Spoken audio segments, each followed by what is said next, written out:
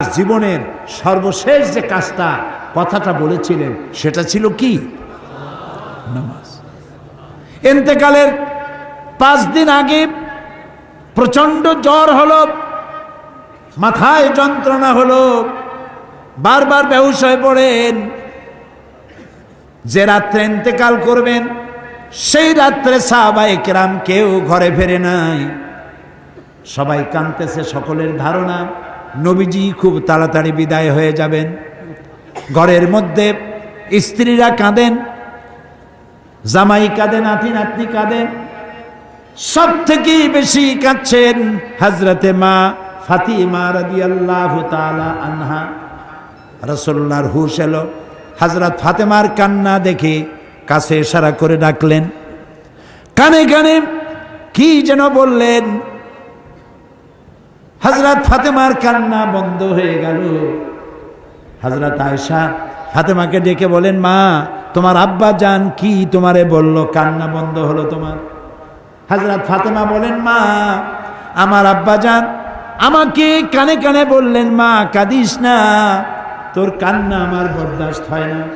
আমি তোমাকে সুসংবাদ শোনাই, আমি মরে যাওয়ার পর সবার আগে তোমার সাথে আমার দেখা হয়ে যাবে। হযরত ফাতেমা বুঝতে পেরেছেন এর অর্থ হলো রাসূলের ইন্তেকালের পরে আত্মীয় স্বজনের ভিতরে সর্বপ্রথম ফাতেমার ইন্তেকাল হবে। হয়েছিল তাই। রাসূলুল্লাহ বেহুশ হয়ে পড়লেন, আবার হুশ হলো, আবার বেহুশ হলেন। ফজরের পরে হযরতে জিবরাইল এসে বলছেন, আসসালামু আলাইকা ইয়া রাসূলুল্লাহ, হে আল্লাহর রাসূল, আল্লাহ আপনাকে সালাম বলেছেন আর তিনি জানতে চেয়েছেন আপনি কেমন আছেন। তিনি জানেন আপনি কেমন আছেন, তারপরেও তিনি জানতে চেয়েছেন আপনার মুখে আপনি কেমন আছেন। নবীজি বললেন, আমি বড়ই কষ্টের ভিতরে আছি, অসুস্থ আছি। হযরতে জিবরাইল বলছেন, ইয়া রাসূলুল্লাহ, একজন নতুন ফেরেশতা এসেছে আজ আমার সাথে, যে ফেরেশতা কোনো মানুষের কাছে আসার জন্য অনুমতি কোনোদিন চায় নাই আর কোনোদিন চাবেও না, শুধু আপনার অনুমতি চায় আপনার কাছে আসার জন্য। সে ফেরেশতার নাম মালাকুল মউত। হযরতে মালাকুল মউত রাসূলের অনুমতি নিয়ে রাসূলের জাসাদ মোবারকের কাছে এসে সালাম পেশ করলেন। বললেন, ইয়া রাসূলুল্লাহ, আদম আলাইহিস সালাম থেকে নিয়ে শুরু করে এই পর্যন্ত আমি যত মানুষের জান কবজ করেছি আর কিয়ামত পর্যন্ত যত মানুষের জান কবজ করব, কারো কাছে অনুমতি চাই নাই, অনুমতি চাওয়াও আমার লাগবে না। কিন্তু আজকে আসার সময় আল্লাহ রাব্বুল আলামিন আমাকে বলেছেন আমি যেন আপনার অনুমতি চাই। রাসূলুল্লাহ বললেন, মালাকুল মউত, আমি যদি তোমাকে অনুমতি না দেই? হযরতে মালাকুল মউত বলেন, ইয়া রাসূলুল্লাহ, আল্লাহ তাআলা বলেছেন অনুমতি যদি না পাও ফিরে এসো। আল্লাহু আকবার, আল্লাহু আকবার। হযরতে জিবরাইল বলেন, ইয়া রাসূলুল্লাহ, আল্লাহ রাব্বুল আলামিন আপনার সঙ্গে দিদারের ইন্তজার করতেছেন। নবী বললেন, মালাকুল মউত, তুমি তোমার কাজ শুরু করতে পারো। মালাকুল মউত যখন জান কবজ করতে যাবে, রাসূলুল্লাহ বললেন, আয়েশা একটু কাছে আসো। ওই যে সোনা ছিল কয়েক টুকরা, সোনাগুলোর খবর কি?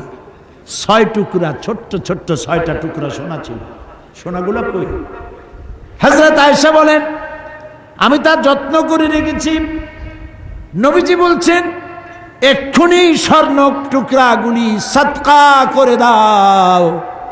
আমি মুহাম্মদ সাল্লাল্লাহু আলাইহি সাল্লাম আল্লাহর দরবারে এই অবস্থায় উপনীত হতে চাই না যে মুহাম্মদের ঘরের ভিতরে সোনা আছে। হযরত ওমর রাদিয়াল্লাহু তাআলা আনহু রাসূলের সঙ্গে দেখা করতে গেছিলেন একদিন। ঘরে মা আয়েশা ছিলেন না। হযরত ওমর সালাম দিয়ে ঘরের মধ্যে ঢুকে দাঁড়ায় দাঁড়ায় কাঁদতেছেন, বাচ্চা শিশুর মতো ডুকরে ডুকরে কাঁদছে। রাসূলুল্লাহ জিজ্ঞেস করছেন, ওমর কান্দো কেন?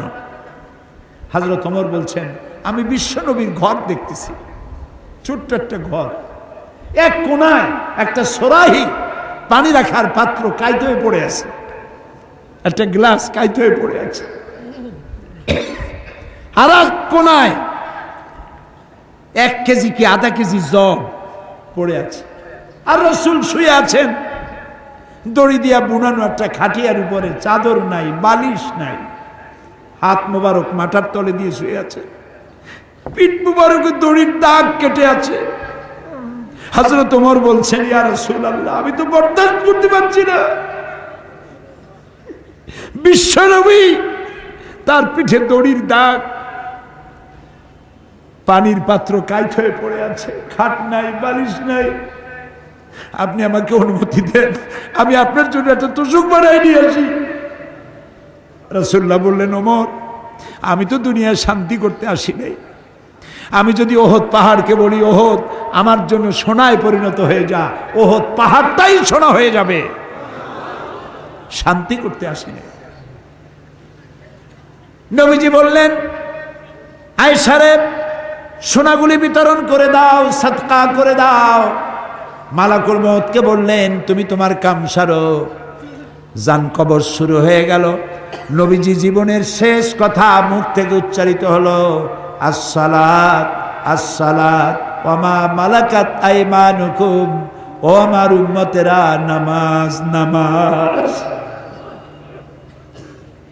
ইন্তেকালের সময় মেয়ের কথা বললেন না, নাতির কথা বললেন না, জামাইয়ের কথা বললেন না, উম্মতকে স্মরণ করালেন, ও আমার উম্মতেরা, নামাজ ছেড়ে দিও না, আর তোমার অধীনস্থ ব্যক্তিদেরকে জ্বালা যন্ত্রণা দিও না, চাকর বাকরের জ্বালা যন্ত্রণা দিও না, গরিব মানুষের দিকে লক্ষ্য রেখো, আর আমি চিরজনমের মতো তোমাদের থেকে বিদায় নিয়ে গেলাম, নামাজ ছেড়ে দিও না।